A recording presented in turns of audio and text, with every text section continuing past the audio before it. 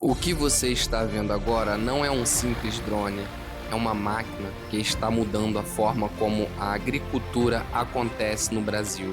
Esqueça tratores pesados, aviões caros e desperdício de produto. Hoje, vamos descobrir juntos como esses drones estão revolucionando o agronegócio. Mas será que vale a pena investir nisso? Como realmente funciona na prática? Vamos até o Mato Grosso do Sul descobrir. Eu sou Ricardo Freitas e apresento a vocês o Dronecast Brasil. Estamos aqui hoje com um cara que sabe de tudo sobre o assunto, que vai nos mostrar, que abriu a sede da sua empresa para mostrar para a gente como funciona os bastidores do drone no agronegócio, desde a captação dos clientes que entram em contato com ele, até o voo na prática que vocês vão ver aqui. Pô, Fer, muito obrigado aí por receber Eu que aí a sua agradeço, empresa meu irmão. aí. Obrigado aí Valeu. pelo espaço. Conta um pouco pra gente aí sobre a trajetória, sobre como você começou nesse mercado, qual é a sua profissão. Cara, primeiramente, eu gostaria de eu agradecer por você Valeu. estar cedendo esse espaço pra gente poder falar um pouco mais sobre isso que eu amo, que é mexer com drone. Eu sou engenheiro agrônomo, Uhum. eu fui formado aqui pela Uniderp em 2013 e desde que eu saí da faculdade eu tive contato com o GPS geodésico e eu me apaixonei. Na hora que eu vi o GPS geodésico, eu me apaixonei, então a cartografia sempre foi a minha caminhada profissional. Em 2014, junto com o meu ex-sócio, grande amigo meu, Tamo, que hoje é da Drone Experts, que é um baita do influencer, a gente deu o primeiro curso da Embrapa aqui no Mato Grosso do Sul. Então eu já tenho uma caminhada bem extensa aí na área de drone. Eu tinha uma consultoria ambiental e eu já não estava muito feliz na área. E outro grande amigo meu, que hoje saiu da empresa, meu ex-sócio também, mas continua um grande amigo meu, me chamou para abrir a RP Agro e eu não pensei duas vezes. Aí eu entrei na RP Agro, isso daí foi em outubro de 2022. Então a minha caminhada com drone já é muito extensa, óbvio que com drone de imaginamento, porque drone de pulverização está no mercado há pouco tempo, Pouco né? tempo. Mas e a empresa é relativamente nova, tem um pouco mais de um ano e meio. E esse nome RP Agro, qual é o significado? Como que foi essa concepção desse nome aí? Se puder compartilhar um pouco com a gente, porque eu fiquei curioso, então, pessoal, por isso que eu estou perguntando aqui. Cara, esse nome da RPA, antes né, a gente ia chamar a RPA de X-Drone, né? Só que aí, quando a gente ia conversando com o pessoal, todo mundo chamava de X-Drone, X-Drone, X-Drone. Ele falou, pô, parece um hambúrguer de drone. Eu, não. Então, vamos trocar Aí o não, nome. aí não dá, né? Aí não dá. Eu não gosto muito de dar nome em inglês para as coisas, né? Mas a RPA é a abreviação de Remote Piloted Aircraft, que é a aeronave remotamente Remotamente pilotada pilotado. na abreviatura aqui no, em português. Só que se eu colocasse ARP, que é a abreviatura em português, eu não ia conseguir encaixar com o nosso setor que é o agro. E eu acho que o mais importante é o cliente entender e não os parceiros técnicos. Você quis entrar naquele dilema também que o agro não para, né? Para ficar um nome mais forte. Foi uma estratégia de marketing mesmo? Cara, esse negócio do agro não para, bicho do céu, velho. Eu não vejo a hora dessa palavra do agro parar. Porque realmente não para de domingo a domingo, pau torando, Pô, celular tocando o tempo inteiro, cliente te chamando, drone caindo, gerador enguiçando, misturador embuchando e o agro não para muito mesmo. bom. Então é isso aí, pessoal. Vocês vão acompanhar aqui hoje como funciona cada desafio que eles encontram na empresa, como que funciona cada etapa, desde quando ele recebe o serviço, a concepção, né, como que ele consegue captar os clientes. Agora vamos um bate-papo aqui, tô aproveitando que eu estou tomando esse cafezinho com ele aqui. Se você tiver interesse em fazer algum serviço aqui na RP Agro, localizado aqui na capital Campo Grande, no Mato Grosso do Sul, e aqui embaixo eu vou disponibilizar aqui o Instagram dele, o e-mail aqui que vocês podem estar entrando em contato com a empresa. Valeu, pessoal? Bom, então, firma, eu queria saber como que funciona essa captação do cliente, como que eles te encontram? É por e-mail? Você tem um site ou a pessoa, qual é a maior demanda? É pelo Instagram? Como que funciona essa disseminação da empresa para poder fazer o serviço? Pessoal, é misto. Ah, Assim, eu já tenho uma caminhada na agronomia há mais de 10 anos, né, Ricardo? Então, eu tinha uma empresa de consultoria ambiental e topografia, que era só focada nisso. Hoje eu tenho uma empresa de topografia, mas cortei a parte ambiental. Mas os clientes, alguns vêm de lá, que já me conhecem, alguns vêm da própria vivência aí, de amigos em comum, que sabem o que eu estou fazendo.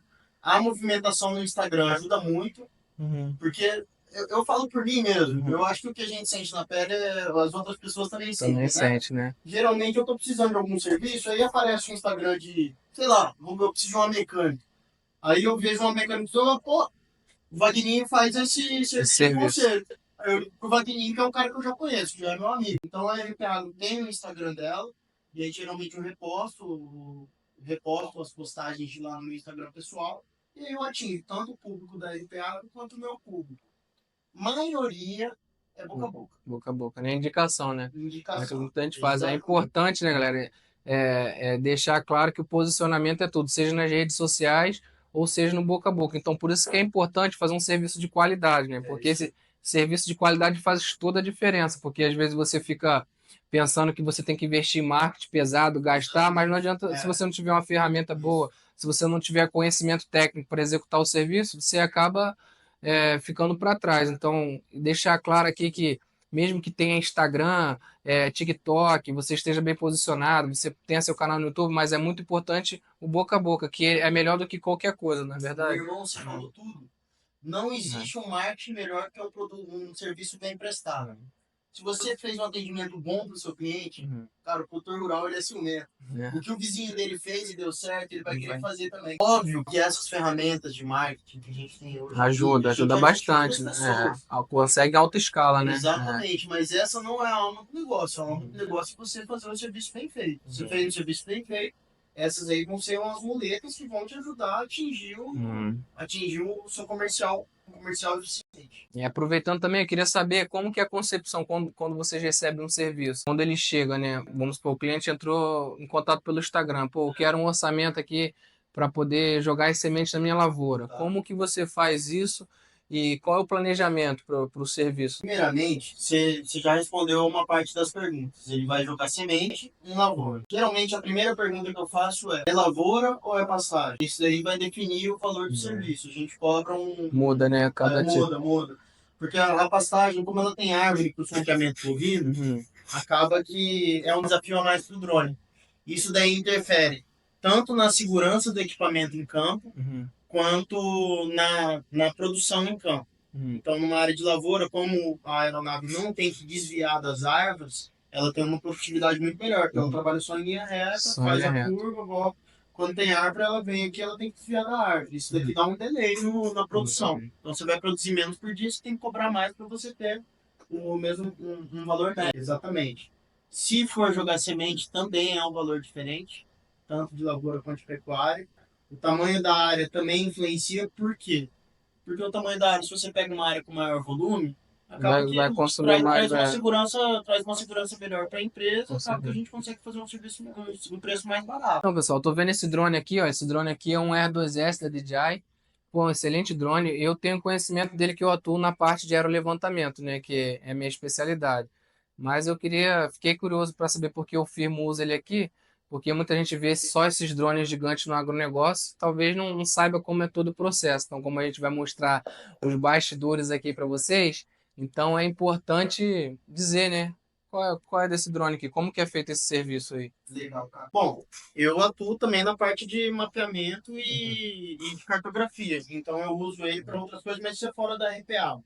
Na RPA, na pulverização agrícola, antes da gente fazer a pulverização com um dronão, com um drone de pulverização mesmo, com aquele drone grande, gigante, né? Aquele drone que ele tem ali. Aquele que a galera pega assim, eu só vejo aqueles vídeos assim, né? Que eu sou lá do sudeste do Rio, pega aqui, a galera sobe, leva uma pessoa aquele drone, né? Ele tem ali 4 metros de envergadura, esse daqui tem alguns poucos centímetros, né? Isso é um drone de imageamento que ele serve também, como o Ricardo usa na parte de topografia, lá que já referenciamento, né? referenciamento para fazer o modelamento de terreno, a gente faz pelo mesmo motivo. Então, quando a gente chega na área do cliente, a gente faz o voo com esse drone, ele percorre toda a área, tirando várias fotos com a câmera dele em 90 graus. Depois, no ambiente virtual, a gente processa esses dados, cria um ortomosaico, que é como se a gente recriasse o terreno real no ambiente virtual. E a partir dessa peça técnica gerada por esse cara aqui, a gente faz o planejamento de voo. É no planejamento de voo que a gente vai excluir as árvores, que a gente vai colocar as áreas de recursos hídricos para ele desligar o jato dele na hora que passar por cima por cima desses locais. Então, em área de lavoura não, sabe, Ricardo? Em área de lavoura a gente vai com controle mesmo nos 4 pontos, pega, porque ele não tem obstáculo, né? Então, deixa eu só ver se eu entendi. Que Certo. já é da área para ele, é como se fosse normal, né? Puta, cara, desculpa, eu ainda falei besteira. Poxa, pessoal, da minha área que eu entendo, a gente gera a ortofoto a partir do GPS, a gente pega os dados com o GPS para fazer o serviço georreferenciado. Para quem não está entendendo muito esses termos técnicos, vão ter outros conteúdos no canais aqui. Se você estiver me acompanhando, já se inscreva, já comenta aqui algum tipo de realidade que você tem ainda da sua área. E se inscreva no canal para você receber mais notificações sobre esses assuntos, né? Na minha área, eu utilizo esse drone aqui para fazer o levantamento, que é o que você já faz, então. Você já faz o que eu faço para poder... Então, aquele drone gigante, ele vai seguir o que você fazer com esse drone pequeno para gerar uma ortofoto. Aí ele vai seguir o planejamento do que você gerou a partir dele, então. Não é só chegar lá com aquele drone gigante, voar e colocar em semente e o agro não para e começar a vender. Ele não trabalha sozinho, né? O estilo de serviço do drone, ele é chamado de semi-automatizado. Ele não é automatizado porque ele não é completamente sozinho. A gente primeiro planeja a missão, então a gente cria um ortomosaico, que é como se a gente recriasse o terreno real num ambiente virtual com essa aeronave aqui, e a partir dessa peça técnica, que é como se fosse o terreno real no ambiente virtual, a gente faz o planejamento de voo, e aí a gente em campo exporta isso para dentro da aeronave, e aí em campo ele vai executar essa missão que a gente previamente planejou no computador. Então a gente vai mostrar para vocês daqui a pouco a fera que está ali fora, né? O T-40 e o T-25, que vão ser o protagonista desse vídeo que vocês estão vendo aqui também, para ver como vai ser na prática. Então, quando aquele drone gigante que está lá fora, o T-40, quando ele for voar, ele já vai seguir um planejamento que é feito a partir do que já foi coletado antes, né? Então, isso aí. O voo ele é o piloto ele não fica manobrando o drone durante o voo. O piloto ele fica assim em supervisão pela câmera para desviar de um possível obstáculo ou para parar uma missão, sei lá, aparece uma pessoa no meio do caminho aqui, aí o piloto para a missão, né? Assim, coisa emergencial, ele supervisiona o planejamento de voo que ele fez com esse cara aqui. Né? Que é igual aquele que o pessoal vê, né? A galera no FPV que pilota ali no detalhe, no manual, né? Ele é mais planejado como é feito o aerolevantamento, né? Isso mesmo. Pô, muito bom, muito interessante isso, né, pessoal? Então, firma, sobre essa parte que você falou aqui do ortomosaico, pô, a galera às vezes que não é da área fica meio na dúvida, né? Como funciona. Tem como mostrar pra gente um serviço como é aqui, para poder a galera entender o que é um ortomosaico, do que a gente está se referindo, porque até eu fiquei curioso para saber como que aqueles drones gigantes fazem o voo. Então, se você puder mostrar pra gente um trabalho, vai ficar mais fácil do pessoal entender em casa aí. Pô, só a galera de casa que tá você não dá aula disso daí. Não dou nada. O agro não é comigo não, pessoal. Vamos ver. Ortomosaico, você já dá aula. Vamos ver como esse ortomosaico funciona. Ó, pessoal, então isso daqui é um ortomosaico de uma área de aproximadamente 1.000 hectares. Então, eu vou dar um zoom bem bom aqui, ó. Vocês vão ver que o pixel dela demora a quebrar. Então, isso daqui é um ortomosaico. A gente recria o ambiente real no ambiente virtual. E a partir daqui a gente faz o planejamento de voo. Então, aqui no caso é uma lavoura, então não tem muito obstáculo. Mas aqui, ó, por exemplo, a gente já excluiu esse obstáculo. Tá vendo? Então, a aeronave ela vai entender que aqui é uma área que ela tem que bater e voltar. Aqui está o limite do planejamento de voo dela. Tem como dar um zoom lá para o VR? Então, quer dizer que cada fração dessa área aqui você faz um planejamento separado, né? Exatamente. Até porque questão de autonomia de bateria e tudo mais, né? Isso mesmo. É um planejamento de vocês isso? Como que funciona? Esses setores aí. Exatamente isso. A gente chega aqui por exemplo, a gente vai parar o nosso comboio aqui nesse lugar. Pessoal. Nosso comboio que ele vai ser formado por carro, misturador, gerador e aeronave. E aí ele vai pulverizar primeiro esse talhão inteiro aqui. Então ele trabalha, a aeronave, Ricardo, ela vai trabalhar da seguinte maneira. Lembra aquele jogo de cobrinha do celular? Lembro, é da minha época, A geração atual não sabe o que é isso não. Não vai saber o que é. Eu sei o que é. Mas ele vai trabalhar assim, ó. Imagina que essa mãozinha aqui é o drone de pulverização, tá? Então ele já vai criar um planejamento semi-automático. A gente manda para o controle a área de interesse e você coloca a largura de pulverização que você quer fazer e ele já vai estipular as linhas paralelas. Então ele vai trabalhar assim, ele vai vir aqui, aí vai vir aqui no final da área que você delimitou e vai voltar, vai pau, pau, pau, pau. E aí ele vai pulverizando a área inteira. Então é isso, pessoal. Tá mostrando aqui na prática que coisa totalmente sensacional. Estava num bate-papo mais informal com o Firmo. Ele disse que além de trabalhar no setor, também é entusiasta da área. Pô, Então me identifiquei nessa parte, que eu também amo o que eu faço, eu gosto de atuar nesse segmento do drone. Então é bom mostrar aqui como funciona. Então quer dizer que essa ortofoto aqui você gerou com esse drone pequeno aqui, né? exatamente. E não aquele gigante que a galera pensa lá que foi. Exatamente. Então, o segmento de operação é o seguinte. Primeiro a gente fecha o negócio, obviamente, né? A gente pega um KML, a localização da área, para a gente saber mais ou menos o que a gente vai enfrentar pela frente. Então, aí a gente vai com esse drone de imageamento, ele vai fazer todo o mapeamento da área, ele vai gerar esse produto aqui que chama ortomosaico. Não. Então isso foi gerado com esse drone, Isso, né? esse produto aqui foi gerado com esse drone. Ele é, de novo, a recriação do ambiente real no ambiente virtual, Então, georreferenciado. É por isso que quando a gente passa esse planejamento de voo para o drone grande, ele já cai exatamente no local, porque é georreferenciado. Essa aeronave tem recepção de satélites pega o de satélite. posicionamento. Entendi. Isso. E aí a gente planeja o voo da aeronave grande a partir daqui. Então aqui, ó, por exemplo, é que aqui é de lavoura, não ficou tão legal pra gente exemplificar, mas tá dentro. Então aqui, ó, por exemplo, o drone, ele vai vir trabalhando aqui pulverizando. Ele vai bater aqui que ele já sabe que é a área que ele não pode entrar. Então ele vai ter trabalhar... delimitado, ele já vai conhecer, né? Isso. Porque você já planejou antes com esse drone menor. Exatamente, ele vai trabalhar só dentro do polígono que a gente colocou. Então só. Deixa eu só fazer colocar aqui um vermelho full, ó. Aí, pessoal, ficou mais fácil de ver aí agora, hein? Ó, ele só vai trabalhar dentro da área do polígono, certo, pessoal? Então ele vai aqui daquela maneira, em posição de cobrinha. Ele vem aqui, pau, pau, pau, pau, pau, pau, pau, pau. E aí ele vai cobrindo a área Vai inteira. cobrindo toda essa área, né? Ele vai em linhas paralelas, né? Ele vem em linha paralela e bate lá no fundo, faz uma voltinha, vem, e assim por diante. Tá show, né, pessoal? Como é que funciona na prática aí? Vocês ficam ligados aí que depois a gente vai mostrar isso tudo como tá funcionando aqui, porque não adianta a gente levar diretamente para campo achando que o drone no agronegócio é simplesmente voar um drone, como dizem aí, né? O piloto de drone que ganha 15 mil. Vamos ver se é um mito ou é uma verdade. Fica até o final do vídeo aí. Mas...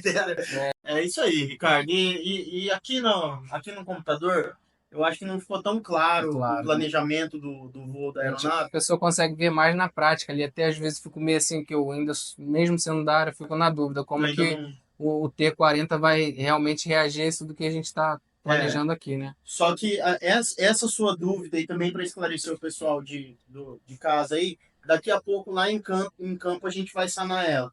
Porque lá, como a gente está numa área de pecuária, então é uma área que vai ter bastante obstáculo.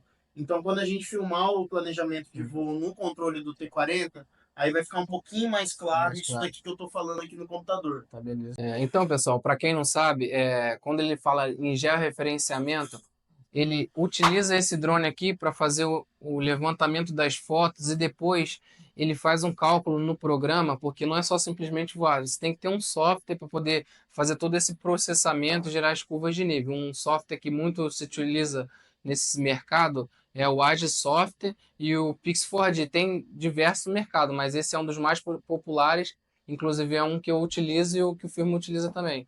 Então, como vocês podem ver nessa foto aqui, é isso que é um GPS que faz a parte dele ser georreferenciado, que ele consegue coletar as informações através de satélite em tempo real e a partir disso o serviço ele consegue ser mais preciso, porque ele tem um sistema nele que ele consegue pegar as coordenadas do satélite e corrigir, fazer com que ele gaste menos na hora dele fazer a agricultura dele. Por isso que às vezes falam de agricultura de precisão, né? Porque essa parte geodésica ajuda a minimizar os custos e otimizar o serviço, porque reduz quando você trabalha na precisão da casa dos centímetros do milímetro. Então, é isso que é um serviço georreferenciado. Se você quiser saber mais sobre essa parte, você pode se inscrever, porque eu vou trazer também explicar cada detalhe como funciona a parte de georreferenciamento e como é feito do zero esse aerolevantamento com drone. Posso complementar, Ricardo? Pode sim. Ricardo, basicamente, pessoal, georreferenciamento é você alocar o seu levantamento no globo terrestre. O que isso daí vai ocasionar? Se eu fizer a transferência desse dado para qualquer outro equipamento ou profissional, ele vai conseguir comparar com o levantamento dele. Então, se eu faço um levantamento exatamente nesse local, com essa aeronave, quando eu passo essa peça técnica para o dronão, ele vai estar exatamente nesse local. Ele não vai fugir, né, das coordenadas, porque Exatamente. foi totalmente georreferenciado. Hoje, o georreferenciamento ele faz tão parte da nossa vida que a gente nem sabe. Quando o Ricardo veio aqui no meu escritório, o Ricardo é carioca, ele é do Rio de Janeiro, né? E a gente está aqui no Mato Grosso do Sul. Quando ele veio para o meu escritório, eu mandei a minha localização geográfica para ele. O nosso celular, ele tem também um rastreador de sinal de satélites. Então, quando eu mando a localização geográfica para ele, eu estou mandando um posicionamento georreferenciado para ele. Que é que muita gente às vezes só conhece o GPS do Waze, mas não sabe a funcionalidade dele, que é o GPS significa Sistema de Posicionamento Global. Então eles pegam essa informação através do satélite. Inclusive, existem vários sistemas de posicionamento. A gente tem o GLONASS, tem o BeiDou e o Galileu. Exatamente, o GLONASS é a russa, GPS virou um bombril, né? Porque, assim, na verdade, quando a gente fala, vamos falar ser técnico, ser chato, né? Quando a gente fala de recepção de sinais de satélite de posicionamento, a gente tem, como o Ricardo disse, 4 constelações. GPS, que é a norte-americana, GLONASS, que é a russa, BeiDou, que é a chinesa, e Galileu, que é a europeia. Eu tenho um GPS Geodésico RTK que ele tem recepção dessas 4 constelações. Popularizou o GPS porque a norte-americana foi a primeira constelação a ser lançada. Então todo mundo chamava de GPS. Ficou mais consolidado no mercado. Ficou consolidado o nome. Então, pessoal, agora que a gente já teve esse bate-papo aqui, que às vezes a galera não gosta de teoria, às vezes, mas é necessário. Eu também gosto de ver na prática, mas bora lá ver agora como que isso funciona na prática? Vamos pulverizar tudo, meu irmão. Bora, pessoal.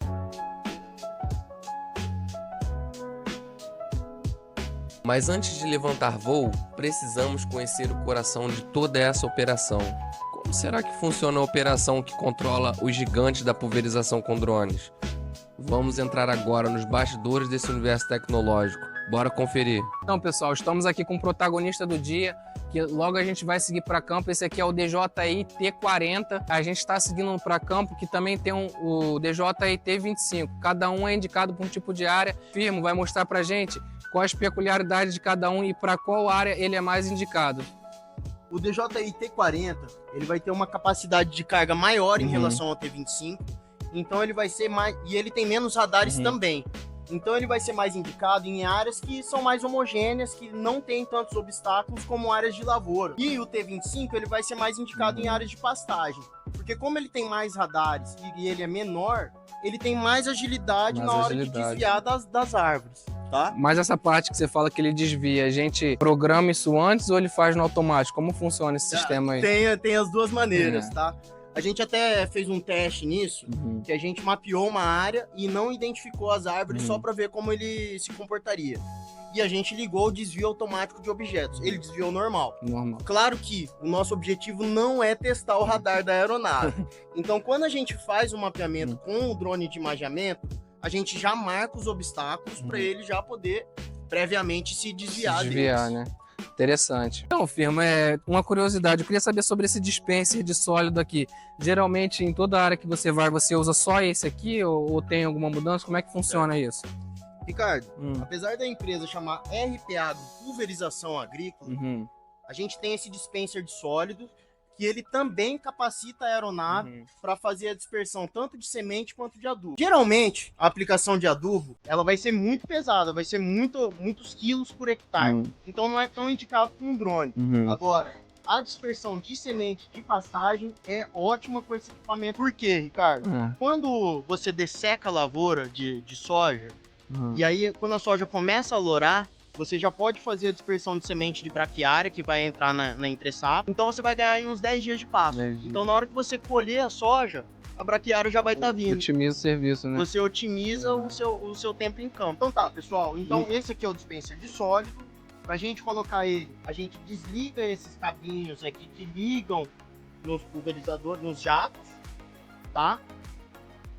E aí quando a gente vai fazer pulverização de produtos aqui... Eu já uso esse aqui, né? Esse outro cara aqui. Então, no caso de líquido, só pode usar esse aqui, né? Exatamente, Ricardo. No caso de líquido, é esse aqui.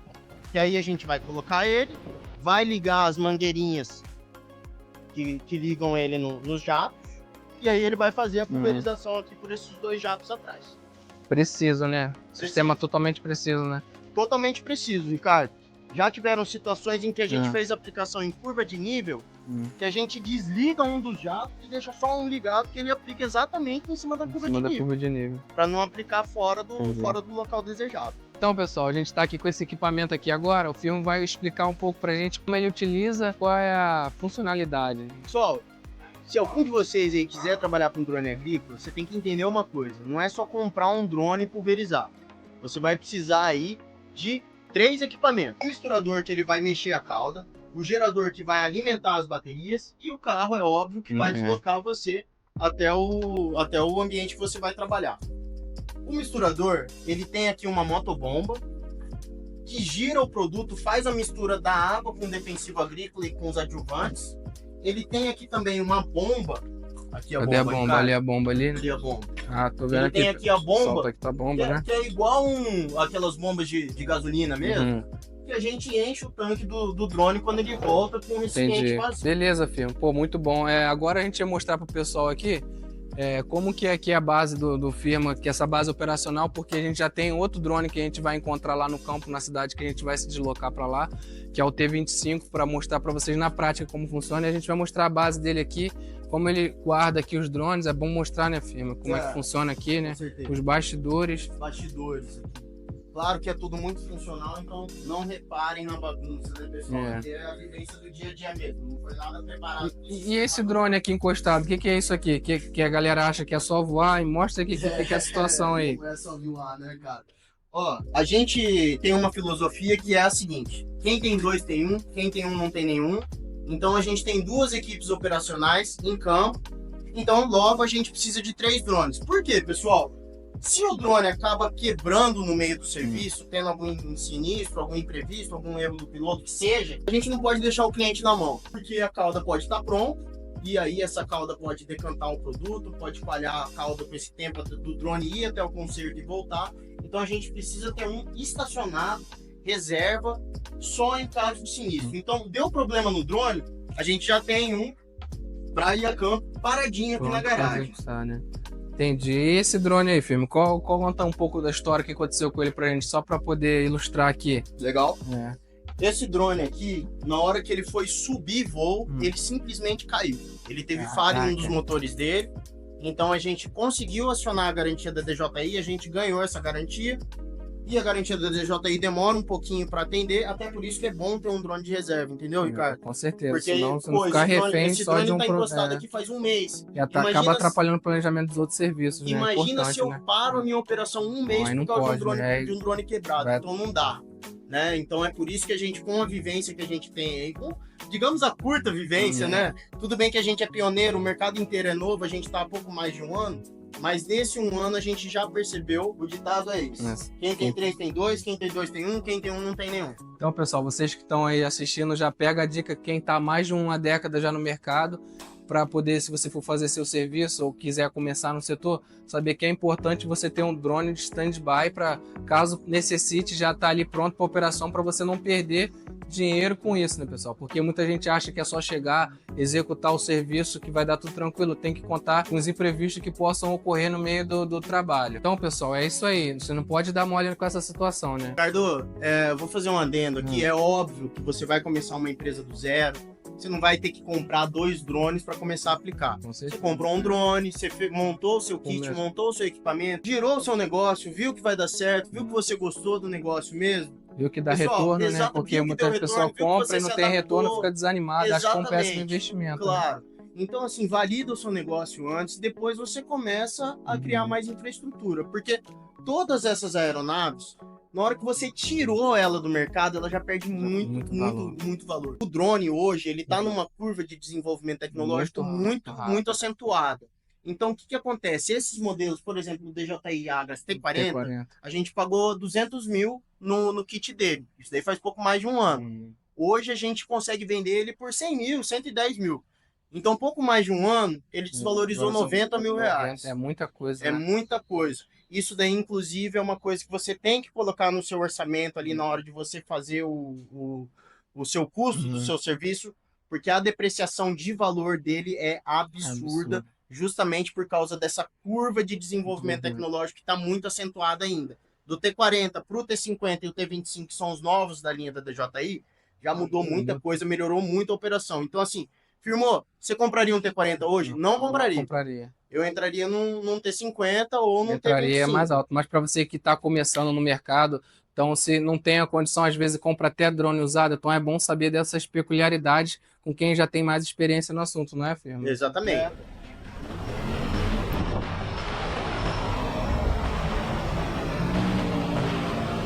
Agora que você já conheceu o cérebro da operação, tá na hora de colocar os pés, ou melhor, os pneus na terra. A missão agora é em Aquidauana, a 140 km daqui. É lá que a teoria vira realidade. Mas será que tudo sai como planejado? Ou o campo guarda surpresas para quem ousa automatizar o agro? Tem drone, tem desafio e tem conversa séria. O Firmo vai abrir o jogo e contar quanto você realmente precisa investir para entrar no mundo da pulverização agrícola com drones. Se inscreva no canal, ative o sininho e responde aí. Você acha que o agro dá margem para erro?